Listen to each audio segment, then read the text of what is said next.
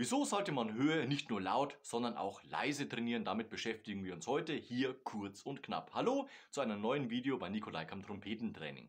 Wenn wir nach oben spielen, ist es oft mit hohem Druck verbunden. Das heißt Luftdruck, der in unserem Körper entsteht, weil die Lippen ja stärker angespannt sind und der Luftdurchlass ist dementsprechend geringer. Das heißt, der Druck im Körper steigt. Wenn der Druck im Körper steigt, brauchen wir natürlich auch ein Gegengewicht. Das heißt, die Kraft bläst von hinten auf die geschlossenen Lippen, da entsteht eine gewisse Kraft und ich muss natürlich auch von vorne her mit der Muskulatur und dem Mundstück aufpassen, dass ich nicht zu sehr auf die Muskulatur drücke, weil das letztendlich Ausdauer und Kraft kostet. Das heißt, wir müssen uns bemühen, dass dieses im Gleichgewicht ist. Wie du trainieren kannst, dass du lockerer spielst, das habe ich dir hier oben in diesem Video schon mal erklärt. Wenn du jetzt in die Höhe gehst, macht es also auch Sinn, dass man insgesamt leiser spielt. Klar, der Ansatz ist etwas stärker angespannt, aber es kommt weniger Luftmasse durch unseren Mund geströmt. Das heißt, wir haben die Möglichkeit, unser Mundstück auf unsere Lippen lockerer zu setzen.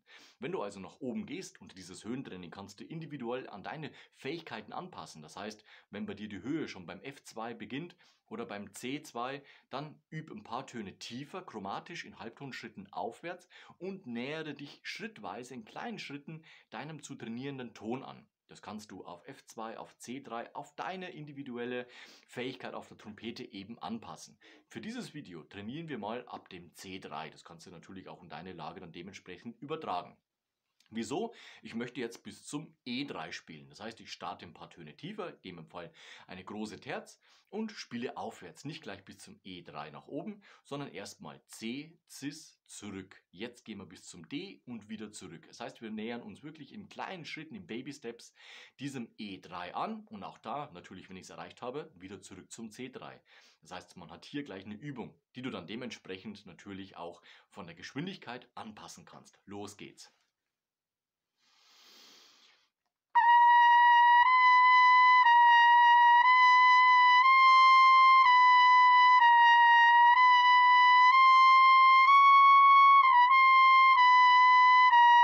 Und wenn wir atmen müssen, müssen wir eben atmen. Das heißt, wir brauchen natürlich Treibstoff für unser Trompete spielen. Weiter geht's.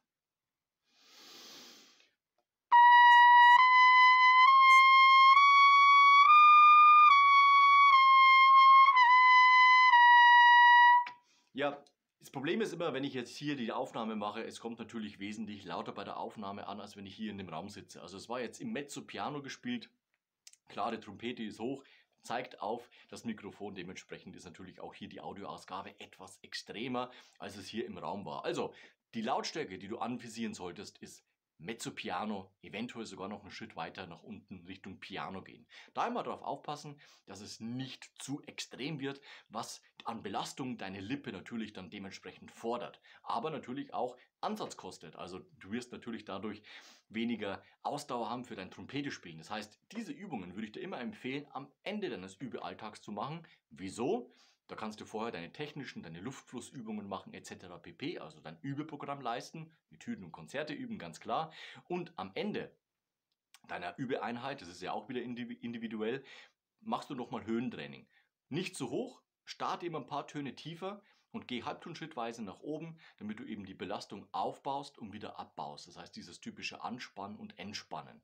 Eine wichtige Angelegenheit und dementsprechend natürlich diese Übung auch immer mit in deinen Übealltag einbauen. Wichtig ist jetzt, du kannst jetzt am Ende noch kurz die Lippen lockern, aber danach ist es auch schon erledigt. Das heißt, jetzt braucht deine Muskulatur Regenerationszeit und dementsprechend natürlich diese deinen Lippen auch geben. Ich wünsche dir viel Erfolg bei diesem Training.